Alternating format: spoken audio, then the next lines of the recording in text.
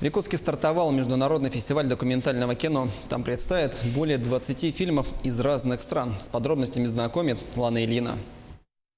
Фестиваль документального кино «Докер» с 2011 года проходил в Москве. В 2018-м главную площадку сменили на Якутск. Кроме традиционного показа фильмов истинного введения «Докмобиль».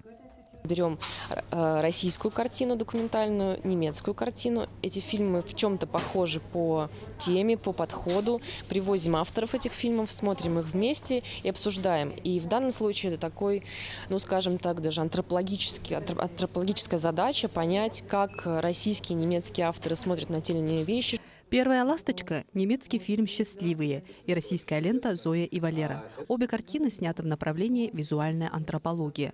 Режиссер не вмешивается в происходящее, снимает реальную жизнь.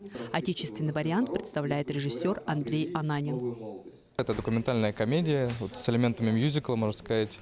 Это фильм о таком достаточно популярном в дуэте Зоя и Валера. Он в свое время нашумел в интернете. Это, собственно, история двух уже, скажем, пожилых людей, которые обрели новую, скорее даже не новую, а обрели молодость только уже в таком возрасте, когда все думают, что жизнь уже закончена.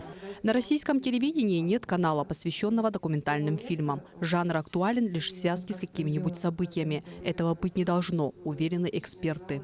Цель нашего проекта – документальное кино как-то показать широкой публике. Интересное, достойное, хорошее документальное кино. Страна без документального кино – все равно, что семья без фотоальбома, уверены организаторы «Докера». Якутию на фестивале представят два фильма «24 снега» и «Генезис 2.0». Фестиваль продлится до 9 сентября. Вход на все показы бесплатный. Лана Ильина, Григорий Хлопков, Якутск.